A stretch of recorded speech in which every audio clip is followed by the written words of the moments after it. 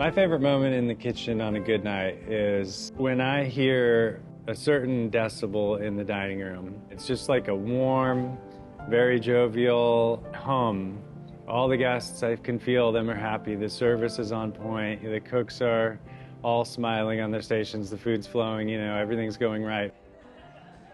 It's just that noise that I just know when we're on, and I know when that dining room is happy, and it just kind of like hits me right in the back of my head.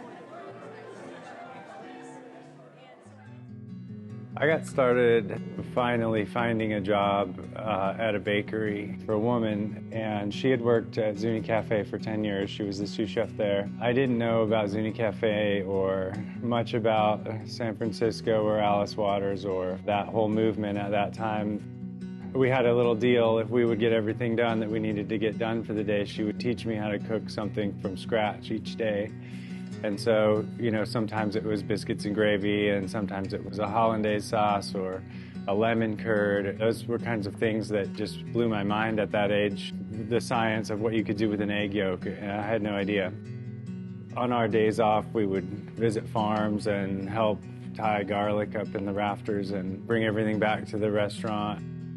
I carry so much knowledge from that time, that brief time, and this was before cooking school and before all the great restaurants. So it's funny how the early things really resonate in. Adam was doing pop-up plant-based supper clubs, and I was just starting this farm. So the timing of those coincided, and I went to his first pop-up plant-based supper club, Topsoil Supper Club, and it was in a coffee shop. There was no kitchen, and it was a 5-course meal. It was impressive. Then I went to 2 more, and slowly I got to know Adam through going to these supper clubs, and it just blew me away how he could pull off these 5-course dinners that were impeccably plated in someone's home or, somewhere where there wasn't even a kitchen. So we started talking. I was a part of the business community in Travelers Rest.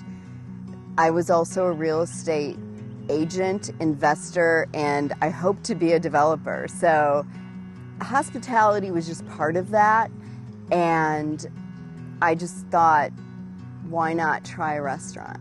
And the reason I was starting this farm was I had purchased this land to do development, an agri-hood development, and it didn't happen right away. I decided to pause that idea, but I thought I would start the farm just for fun. Farm to table was a part of my development concept, a farm to table restaurant. Then the building that the restaurant is in became available. I knew the ladies who owned it. I went to that restaurant. I would ride my bike there all the time, and we loved that building. But as I said, I met Adam. He started helping me on the farm, and we became friends. It was just like right place, right time, right idea. Everything came together at once, and it was around Christmas 2018, and I said, hey, let's talk about this. Let's talk about you making your supper club an actual restaurant in this building. And we agreed and just went for it.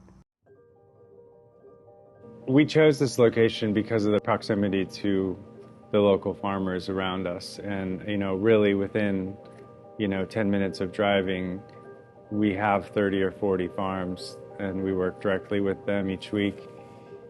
That is super exciting. That's very unique. I don't think very many parts of the country have that available. So we view it truly as a luxury. We opened Topsoil in September of 2019. And it was really going well. We were open 7 days a week. We were actually just a daytime restaurant serving lunch and dinner. We had a market, everything. The community was really excited. And then we added dinner, I think in October, and the restaurant really started to hum.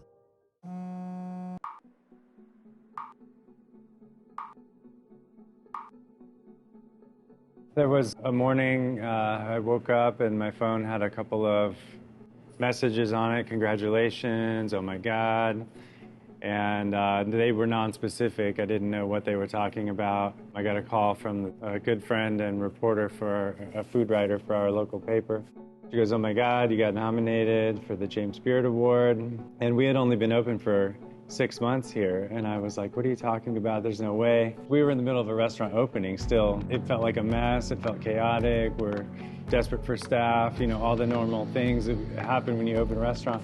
And I just said, "Oh my God, we're not ready for this." We were getting phone calls left and right. We knew we were about to get this huge influx of business as a new restaurant. You know, we desperately needed it. We were super excited. And then we closed.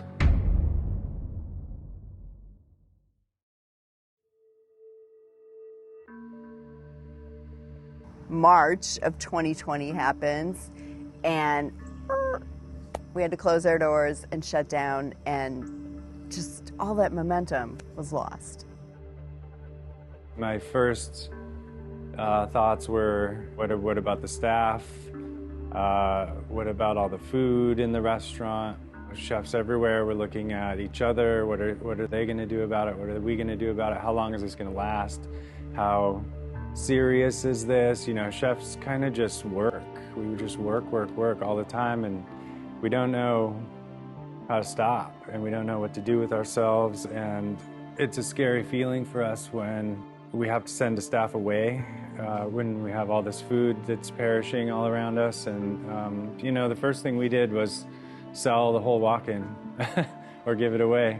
We had all these farmers we were in relationships with, and they all were still growing vegetables, and they still needed to sell them, and we didn't have a restaurant that was open to the public. So, you know, like most people, we did pivot, and we did work up a program of takeaway meals. So we did a week's worth of meals. We called it Planted, as in plant yourself at home. And it worked great. We had enough of a core audience to keep us going and pay the rent. Basically, it was about what we did. We even became a pizza restaurant, and we had a baker on staff who loved making pizzas. That wasn't something that was on our menu, but you could try anything. We started kind of selling those out the back door.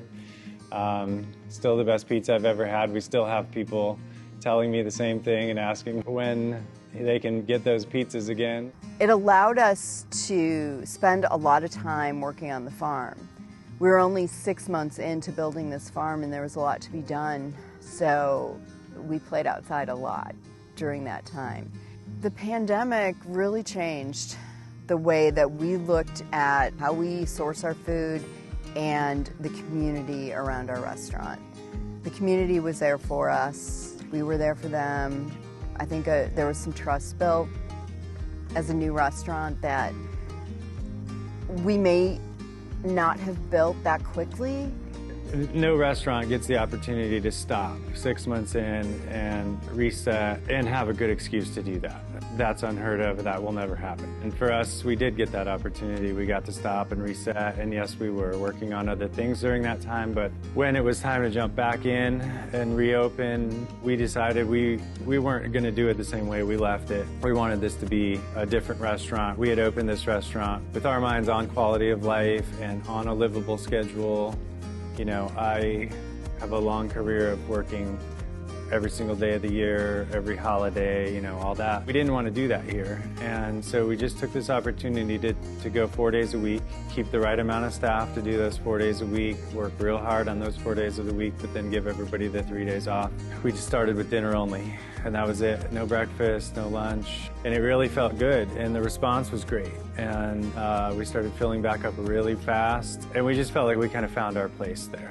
We backed ourselves into brunch a few months later on Saturday and Sunday. Everything just kind of clicked after that.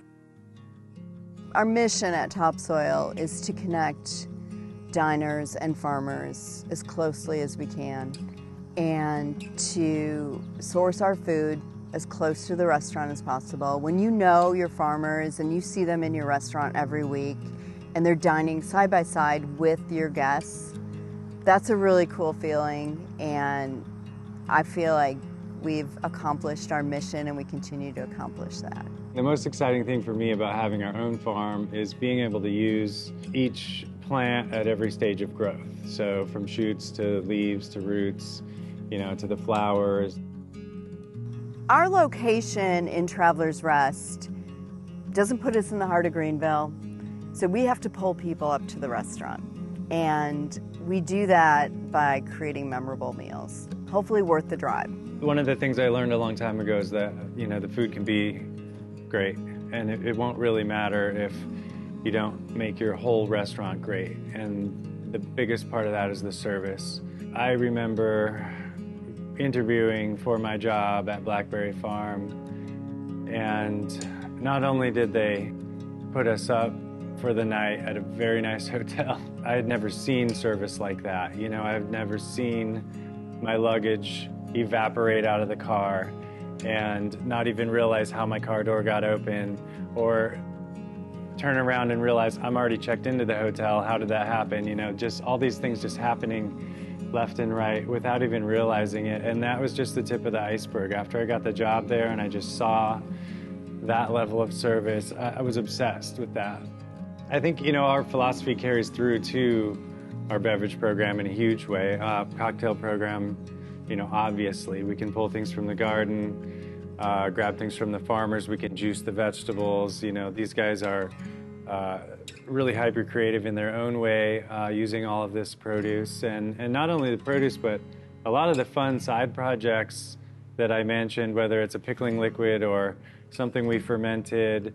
We did give them a lot of pop quizzes, and they jump right in and make a new cocktail out of that kind of stuff. So that's really fun. All that lateral creativity is super important, and that's kind of the most exciting thing to me about this restaurant. And then right through to our wine program too, small farmer owned, as sustainable as possible, organic, biodynamic, all of these things. Really just kind of staying in that realm of having one person make one thing, and that's what we like to present.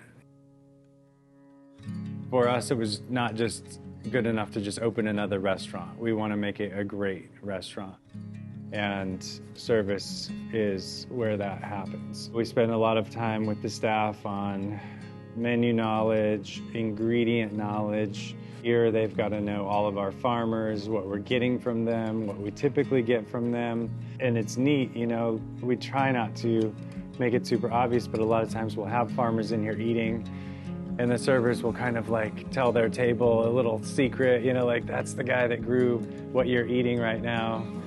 And those are special moments. I hope what resonates for people is the absolute freshness. I've had people say that was the best carrot I've ever had. What did you do? Nothing really.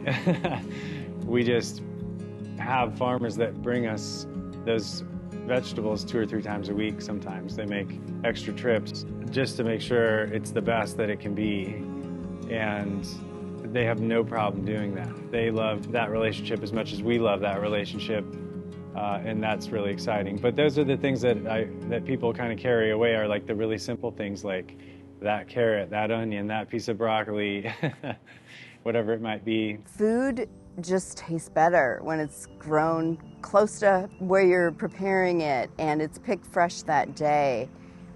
We don't have to do as much to it, and grown in the soil locally where the restaurant is, there are subtleties to the carrots, for instance, grown in the red clay that's here in the upstate of South Carolina. I have a lot of granite on my property. That adds a taste to the tomatoes, the cucumbers. So you're getting the taste of the area when we pull from food that is grown locally here and in our garden. When you're a chef, one of the things everybody asks you is what's your signature dish? What is your restaurant known for? And we never have a good answer for that. I never in my career have had a good answer for that.